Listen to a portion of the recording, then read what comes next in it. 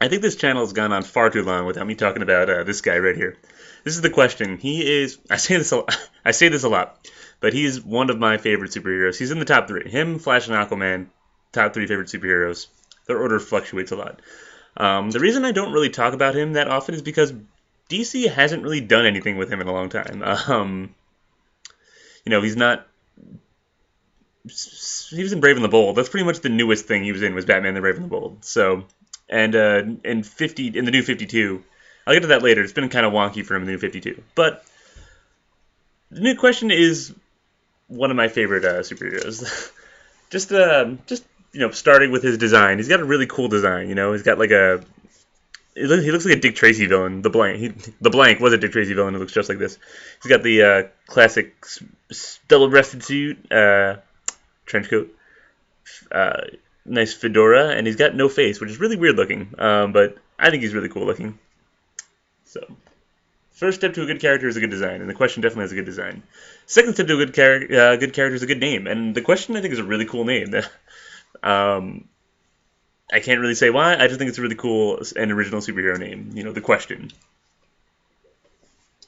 But the thing I like most about the question is, I would argue he has the most organic and convincing character arc in comic books, in all of comic books. It's over multiple writers, multiple years. He's had this very natural character arc. Started completely different from where he ended up, but it seemed very. I've read the whole thing, and it seemed like he actually lived a real person's life. Not just like a. Am I getting too much reflection from my flask here? Too bad, because I'm not putting it down. Maybe I will put it down. His life. He seemed like he had a real life. Starting. Let me just put this guy down for a bit. Starting with this is the Steve Ditko Action Heroes archive. It has all the stuff Steve Ditko did for DC. This was a gift from one of my best friends. It's pretty awesome, right? It has all the Watchmen characters. It's got Blue Beetle, who's Night Owl, Captain Atom, who's Martian Manhunt, Dr. Manhattan, and the Question, who's Rorschach, of course. But in these stories, he was the most. If you know anything about Steve Ditko, he was like a very very interesting guy, hardcore libertarian. Not libertarian. Was he libertarian? Super right wing. Let's stay with that. Very everything was black and white with him, much like Rorschach. There's no gradations between good and evil, and the Question was like his baby. He wrote the Blue Beetle, he wrote Captain Atom. Those weren't characters that, at least, he didn't make the first Blue Beetle, I don't think. He did make Ted Kord the second Blue Beetle. But Ted Kord, Steve Ditko also co-created Spider-Man, so Ted Kord was kind of like a Spider-Man knockoff. But the Question was really his baby. The Question was a objectivist. That's not hardcore libertarian, hardcore objectivist. All Ayn Randy. The Question was really his his objectivist baby. So I just want to show, this is the cover towards the Blue Beetle #1, which is the first appearance of the Question. Kind of ironic he first appeared in somebody else's first issue. But in these issues, Vic Sage was a very angry guy. He was very violent. He was more about punishing criminals than he was about helping the innocent. That's the kind of thing he was. There's the first panel of the Question never appeared in.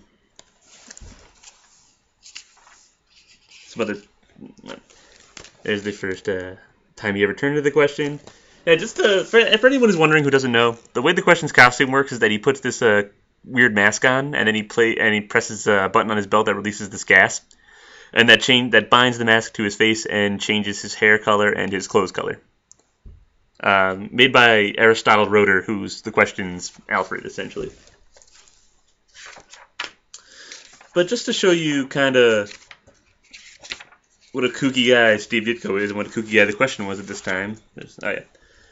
There's this panel of he looks like a Big Daddy from BioShock. He's a holy diver criminal, and he's like, hey, why don't we make a deal?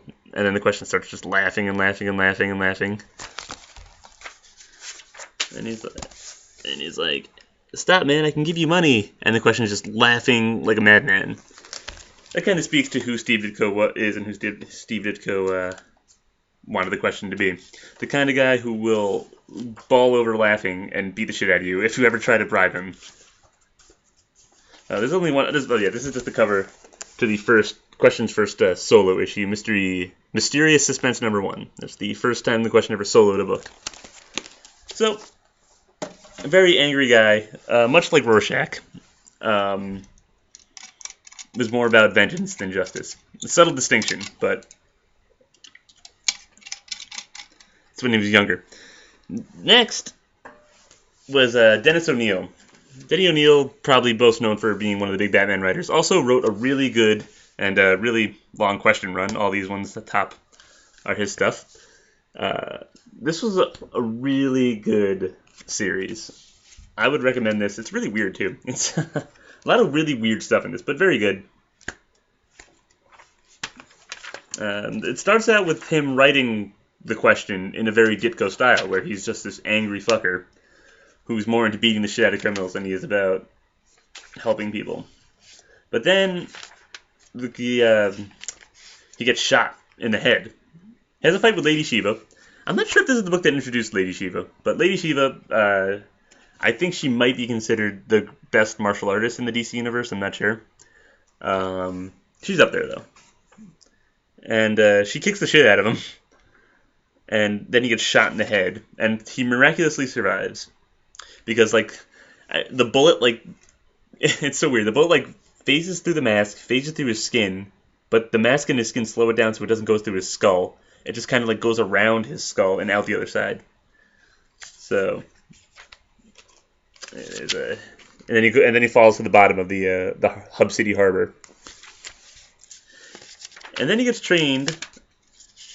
Lady Shiva brings him to Richard Dragon. Richard Dragon is the guy who trained Batman, or one of the guys who trained Batman.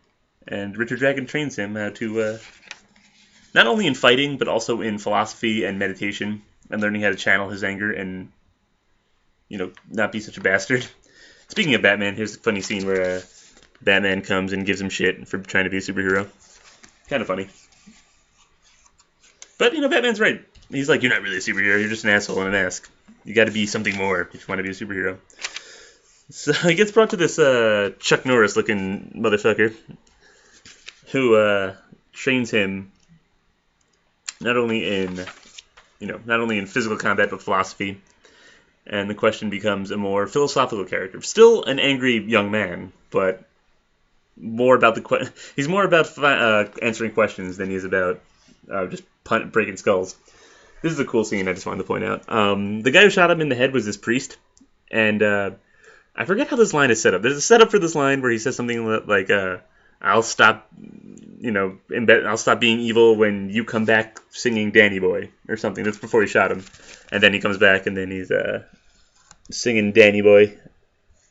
And the guy's like, what? I don't know if I'm really selling it, but it was really cool I think it was really cool when I first read it. I was like, damn, that's pretty badass.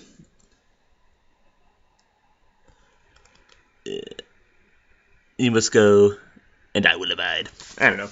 What's that last line? The priest is like, what do you want? He's like, I want you, Reverend. I want you to pray. That's pretty cool. That's more Steve Ditko-y than Dennis O'Neil, but, again, that's a pretty cool shot, too. Again, he didn't immediately become a new character when a new writer took over. It was a very slow and gradual process. Do I have anything else marked out? I marked some stuff off that I wanted to show, so I wasn't sitting here just flipping through the book for 20 minutes. It was a really gradual process that he changed from an angry fucker to a more, I don't want to say funny, but a more a more even-tempered, level-headed, more even kooky, one might say, character. He's based out of Hub City. Hub City is, how every city in DC kind of has a little distinction to it? Hub City's distinction is that it's the shittiest city in the DC universe. Yes, it's even shittier than Gotham. It doesn't have so much of the crazy villains. It just has a shit ton of just normal crime. The Question's friend, Izzy O'Toole, is he's the Commissioner Gordon, but he's Harvey Bullock, essentially. So that's how bad Hub City is, that Harvey Bullock is the a guy who's essentially Harvey Bullock is the only decent cop in the entire city. There's not a lot of villains in this series. There's these guys named Butch and Sundance. They were like had a cowboy theme. There's this guy named Junior. He was really weird. He's more like a Sin City bad guy than a DC normal bad guy. He looked a lot like the Kevin character from The Hard Goodbye. Oh, and the mayor. The mayor is actually one of the main villains, essentially. He's so drunk. He's spent the entire book just completely incoherently drunk. It gets a little cartoonish. Like, how could a city stand for having a mayor? I know it's supposed to be a corrupt city, but a mayor that's completely falling over drunk every second of every day, I don't even know how it could function. Actually, I do know how it could function, because an interesting part of the Dennis O'Neil question run is the question's love interest, Myra. It's because she's married to the mayor, like, after the first issue. Like, after the question gets shot in the head and leaves for, like, I forget how long, 8 months, something like that, you know, indeterminate amount of time to learn Kung Fu and stuff. His girlfriend at the time assumes he's dead, and then she kind of gets shanghaied into marrying the mayor. So she's his love interest, but they never, go beyond, like, flirting, because, she's married, and she'll die to get killed if she does anything about it, and he doesn't want her to die, so he stays away, but they have a close relationship. It's a very interesting take on the traditional love interest role, and she's pretty cool. This is Epitaph for a Hero. This is my favorite. This is trade number 3. This is my favorite trade. It has the best stories, I think. It has, what's this one called? I don't know if the arc has an actual name, but it's with these super intense American military guys who are like, the American military is pussies. We're the actual military are pussies. We're like the real hardcore ones. And they take the question and they bury him up to his neck, and they're like, if you can, we'll let you live as long as you don't beg to be dug up or something. No. The commander was buried up to his neck at one point too, and he lasted a certain amount of time. And he said, if you can last longer than I did, we'll let you live. And he's like, how long did you last? He's like, I'm not telling you. So that was a really interesting issue with the question slowly going crazy, because he's buried up to his, from exposure and lack of food and all this crazy stuff that's going down. But he's got it really goes into his mental fortitude. It's a really good issue. Here's another good story. It involves this guy who looks like Harvey Bullock, but he's not. He's like this asshole racist private investigator that for some reason likes Vic Sage, even though Vic Sage hates him and makes it quite clear that he hates him. He's like, you're all right, Sage. And he's like, you fucker. And then at the end, didn't I say I marked these off? I did. And then at the end, the racist guy takes a bullet for Vic Sage. Oh, the question's real name is Vic. Let's probably get into the question's real name and his backstory a little bit. He was an orphan named Charlie Zaz. No relation to Mr. Zaz from Batman that I know of. His name is Charlie Victor Zaz, and then Victor Zaz is the guy from Batman. So I don't know if there's a relation there. Not that I know of. Not that's been confirmed. Anyway, then he went to college and got a degree in journalism and became a journalist, but he changed his name to Vic Sage because it was more snappy than Charlie Zaz. What sounds better, Ace Reporter Charlie Zaz or Ace Reporter Vic Sage? You're going to go with Vic Sage, I think. Anyway, so the guy takes the bullet for old Vic, and then Vic doesn't really know how to feel about that because this guy is a complete racist son of a bitch. But he took a bullet for me, so, like, how do you weep for him, or do you... Like, it's illustrated in this scene right here, where this woman's like, he was a real hero! It's like, don't call him that. Why not? I don't know. Maybe because there are no heroes. And no villains. Maybe there's not a damn villain in the whole world. It's an interesting sentiment for a cape comic, you know?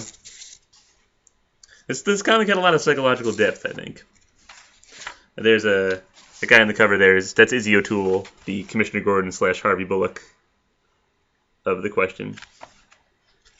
That's Myra, the love interest / not love interest type person, who She's the I forgot to mention when she's married to the mayor, she's the one actually running the town while he's drunk. So that's how the town still manages to function. There's Butch and Sundance, kind of one of the few gimmick villains the question has.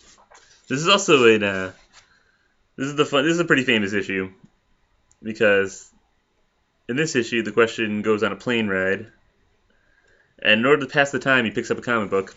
And what comic book is that? It's Watchmen. He reads Watchmen, and he notices there's a lot of similarities between himself and Rorschach. And he kind of thinks, oh, this Rorschach's pretty cool. And then he's still being tormented by the dreams of that guy who took the bullet for him. But in his dreams, he's now Rorschach. That's kind of interesting. So he's trying to find out information from these guys, and he's like, you know what? I'm going to do this Rorschach style. I'm going to be like Rorschach. I'm going to go in there and start breaking knuckles and like being all intimidating and growly. But he gets his ass kicked because that's not the type of guy he is. You notice when he gets hit on the head, he's got the little Rorschach herm. It's pretty funny. Nice touch. And this also leads to a pretty famous, I think probably one of the more famous question quotes is, any last words? Yeah, Rorschach sucks. Pretty funny. That also leads to a crossover with Green Arrow. One of the better issues is the crossover with Green Arrow. It's interesting because the question in this one is kind of like a young punk type superhero. Still, he's a smart dude, but he comes across as kind of like the Green Arrow kind of gets the better of him a lot in it. And in this, he doesn't know who Green Arrow is. So Green Arrow is this very, I can never pronounce this word, enigmatic? I can never pronounce that word. Mysterious figure. And I kind of think they should. I think they should bring the question into the Arrow show, and I think they should have a similar relationship that the question and Green Arrow had in this story, but reversed, where Green Arrow is kind of like this young punk, and the question is this like mysterious,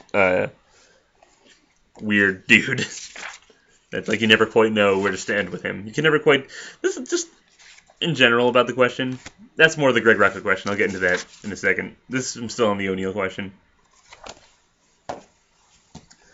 Nothing really worth mentioning in this one.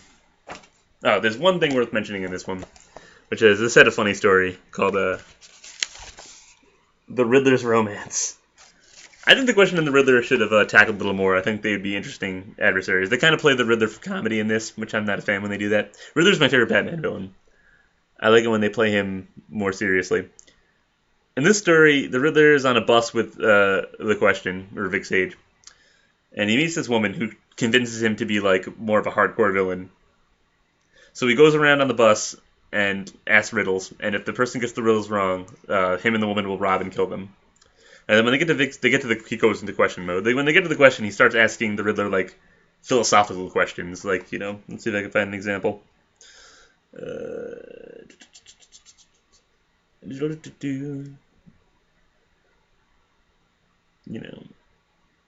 Oh yeah, the class. Yeah, no, that's dumb. I don't know. Like the weird, like what is beauty? Like the weird philosophical questions, and the Riddler can't answer them. Kind of a funny story. I think they needed. I think they should have. I would like them to see them do like a real hardcore Riddler versus question, because I think they could be interesting adversaries. This is the last book. The ending of the series was so sad. Like the last 3 issues were really, really, really good. The ending was so sad, but that's what makes it seem like a real story and not just like a classic comic book story where the good guys are gonna win, the ending. This is a very good story, very good run. One of the better runs in comic book history, I think. Then after Dennis O'Neill stopped doing the question, he kind of putted around for a while. He showed up in the background and stuff, never really did anything. Oh my god, can't get this issue out. I forget when this came out. Does it have a date on it? I don't think so. I think his name is Rich Veit, did a question miniseries. It's actually coming out in trade soon. It was dumb. I mean, I don't want to say it was dumb, but they kind of had the question be this like a weird shaman, like an urban shaman kind of thing. I don't know. I wasn't super big on it. It had pretty cool art, though. And it had pretty cool art. And it teamed up Superman. It teamed up Question and Superman. It was okay. I'm being a little hard on it. Maybe I'll reread it and give it another shot, but I actually don't consider this. Got an ad for Beautiful Joe. That should tell you when this. That should tell you when this came out. I love Beautiful Joe. It's not bad. It's just not. It doesn't really fit in with the ongoing story of the Question. I don't think. I don't know unless he spent a year doing mushrooms and crazy drugs. Well, she did in high school in the O'Neill run, but not when he's an adult. This one he's like seems really out there and weird. Interesting, but not quite the Question that I like. The next of the major I don't even consider that canon personally. The next major Question story that I want to get into is Batman Huntress: Cry for Blood. This is written by Greg Rucka, who's number 3. The 3 Question fathers, the writers were Steve Ditko, then Dennis O'Neill, and now Greg Rucka is number 3. Don't let this title fool you. Batman Huntress: Cry for Blood. It's Huntress. It should be called Huntress: Cry for Blood, or at the very most, Question Huntress Question Cry for Blood. Because Batman's only in like 2 or 3 panels in the entire book. But this is a very good story. It's about Huntress, but the Question serves as kind of like her mentor. He sees a lot of himself in her, a lot of the young, angry Question in her. When Greg Rucka writes the Question, it's very post Dennis O'Neill. It's very he's older. He's very at centered. He's very at one with himself. He's very even-tempered. He's also has a pretty good sense of humor. He's more of like a funny, sarcastic guy. You're never quite sure if he is the smartest man in the room or just completely insane.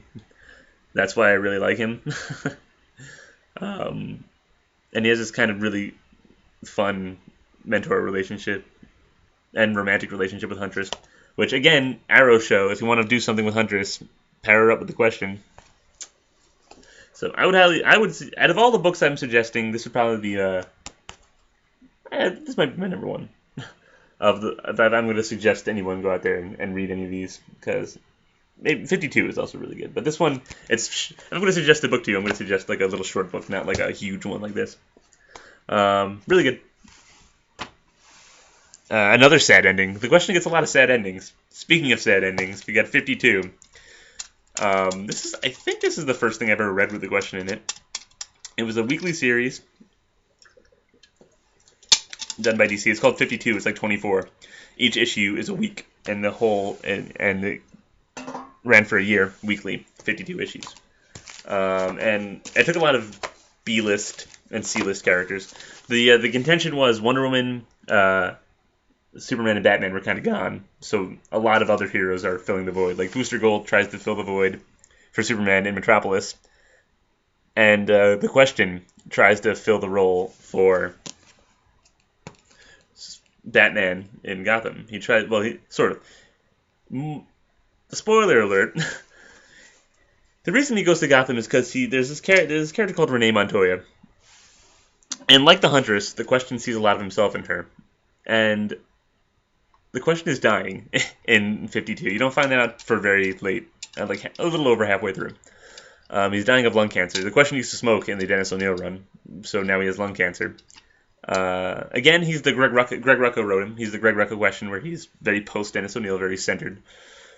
But there's a more sense of urgency to him in this one because he's trying to find a replacement, and he's trying to help Renee because Renee is spiraling downward. Her partner died. Her cop partner, not her sexual partner. Her sexual partner is Batwoman. But I digress. Her partner died, and she's kind of spiraling into this drunken state. So the Question kind of pulls her up, goes to Gotham, and they team up to fight Intergang, which is like the religion of crime, which is a religion that worships crime and Darkseid. But yeah. Very sad story. His death he dies of cancer. It's not like a heroic grand, I'm saving the world death. He dies slowly in a hospital. It's, again, a very sad ending for the Question. I'm sorry. But, still, very good story. 52 is just a really brilliant story in general. That should be one of those. I think animated movies. I think the 52 would be a really good one. I don't know how they'd adapt that one. That one's long as hell. And just for a little extra flavor, I got the question, the 5 Books of Blood. This is the only story I've read that features Renee. Renee did succeed, become the next question. This story kind of sucked. It was also written by Greg Rucka. I like Renee as a character. I have nothing against her. I don't mind that she took over for the question. But this is also good if you read the Dennis O'Neil stuff, because a lot of Dennis O'Neil stuff comes back, like Aristotle Roeder's in this, and Izzy O'Toole, the Commissioner Gordon type, is in this. It also has a really cool cover. Like, this is a really cool cover, too, but it's got a really cool, I think, cover. You can kind of see Renee's outline of her face, or lack of. The problem with this is the plot. The plot has Renee going around, again, fighting Intergang and the Religion of Crime. And this member of the Religion of Crime is kind of trying to get her to do the 5 sacraments of crime or blood or something. Those are there's only 4. I forget what the 5th one is, but the 4 are deceit, lust, greed, and murder. The problem is that it's very dumb. It's very contrived. Let me get Lust, for example. She's investigating this. It's a shame. I gotta learn to do something about that. She's investigating this brothel, and she meets this girl that she likes, and they go on dates, and after a couple of weeks they have sex, and then the guy's like, "You gave in to your lust," and he's like, "What? How would you call that as lust?" They've been dating for weeks, and they had sex. That's a little contrived. The worst one is murder. Murder is hilarious because she's chasing this suspect across rooftops, and then the suspect jumps, and she's like, "You won't make it." He jumps, and then the bad guy grabs the suspect, this dude, and throws him off the building. And then he's like, "You killed him." And then she's like, "No." How in God's name would you contrive that she killed the guy that the bad guy just threw off the building? I don't understand. I guess you could argue that he wouldn't be on top of the building in the first place if she wasn't chasing him. But that's like saying if your mother killed you because she never gave birth to you, you never would have died. I don't know. It had good art. It's not that bad. Just a couple of dumb plot elements hold that one back. So then we have Blackest Night, the question. This one actually written by Dennis O'Neil and Greg Rucka, also drawn by the same guy who drew the Dennis O'Neil run. Good pedigree, must be a great story. Not really. This really wasn't that great of a story. Kind of mediocre. The Black Lantern question shows fights Renee and fights Lady Shiva, and then that's it. He doesn't really. There's no major insight to his character. A lot of the Black Lanterns, you really got insight into both their character and the characters they were attacking. Not so much here. This also led to some weird things in the context of Blackest Night as a whole. One is that this is not the reanimated. That is not the reanimated corpse of Victor Sage. The way the Black Lantern rings work is that usually they fly onto the corpse and it reanimates the corpse. In this one, Aristotle Roeder is fascinated with how the Black Lanterns work. And he wants to, and he kind of wants to, he takes a piece of Charlie's hair that he had, and a Black Lantern ring, for whatever reason, flies onto it, and it creates a reanimated corpse of Victor Sage. Which raises a lot of questions. If I clip my nails, can the Black Lantern rings fly into my nails and create a bunch of me? Or do I have to be dead? Or, I don't know.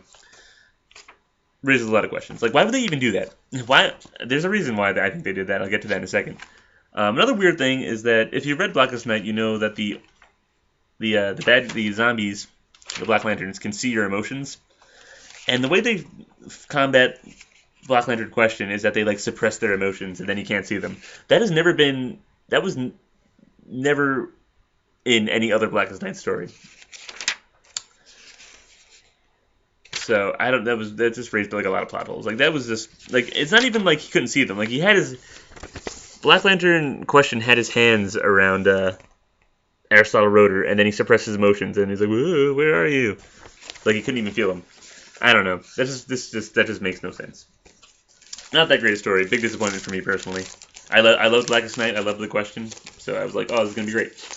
Kind of lame. Again, for some reason they decided to go with a reanimated Black Lantern hair instead of just saying it was his corpse. And I think I have a little theory as to why. I've never seen anyone else mention this, so you've heard it here first. In Blackest Night, which is number 3, there's a little montage of when Jason Rush combines with Ronnie Raymond and became like a Black Lantern Firestorm hybrid. There's a little montage. Where is it? I didn't mark this one. Sorry, guys. I'll let you look at the cool cover while I flip. Let's see.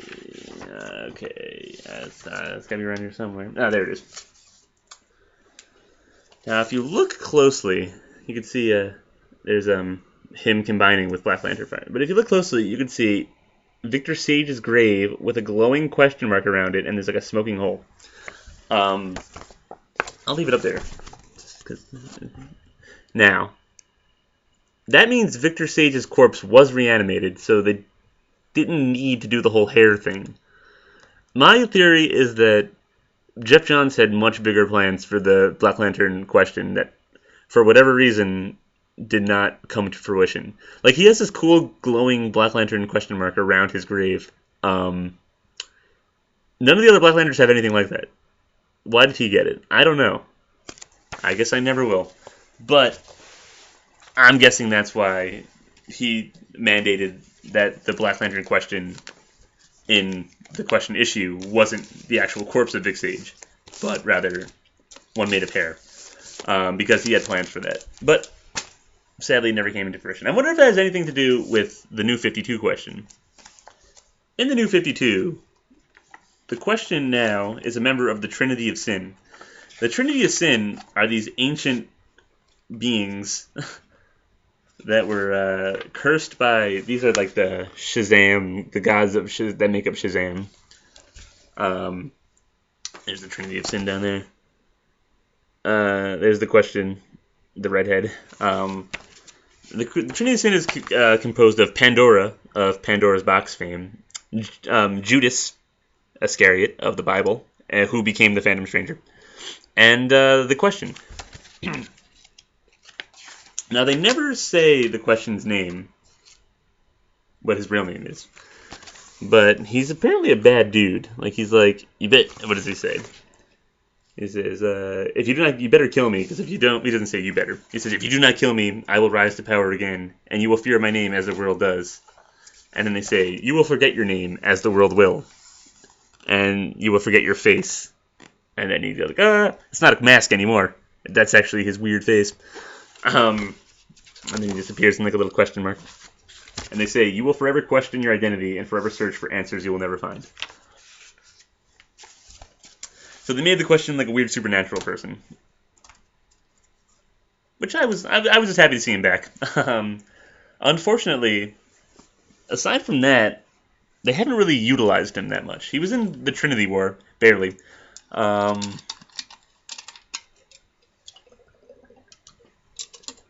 But other than that, he did get co-starring role in, there actually was a Trinity of Sin ongoing, which canceled even before it made to its first trade, so I never even got to support it. Never read it, I read in trades. So that's kind of sad. Hopefully they get to explain what his deal was before canceling it. One other thing I wanted to point out.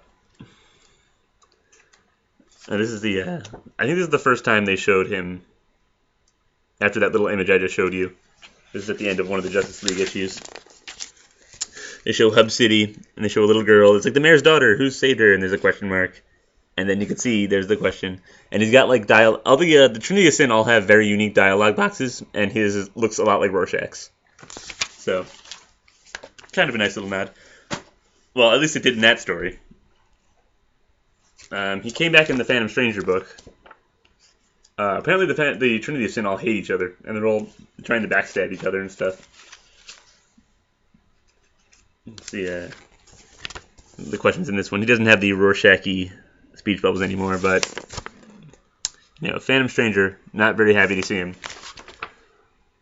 He says, after hundreds of years, you rear your head like a serpent. You think you know what I am?